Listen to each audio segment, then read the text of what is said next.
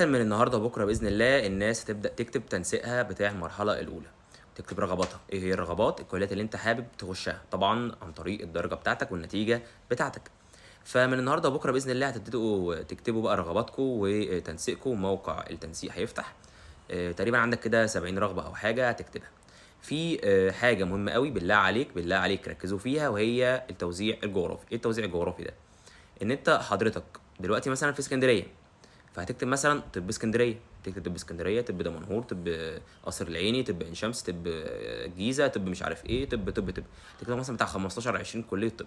ثم مثلا صيدله اسكندريه، صيدله السويس، صيدله القاهره، صيدله مش عارف عين شمس، صيدله اسوان، وهكذا وهكذا وهكذا.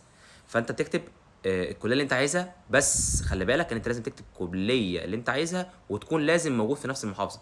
ما ينفعش تقول انا هكتب كل المحافظات اللي بره اسكندريه، انا مش عايز اعيش في اسكندريه. مثلا في هندسه عين شمس، في قويه مثلا معروفه جدا، في هندسه القاهره برضو قويه، هندسه اسكندريه قويه. لو انت مثلا بتتفرج مثلا عندي من اسوان او من اسيوط مثلا، فانت شايف ان الكليه بتاعتك مش قويه قوي بالنسبه لاسكندريه وبالنسبه للقاهره وعين شمس.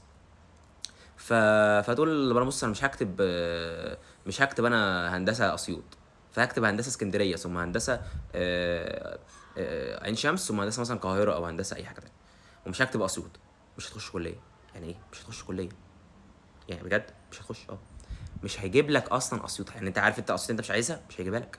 فانت بالله عليك موضوع التوزيع الجغرافي ده ركز فيه بالله عليك قوي قوي قوي.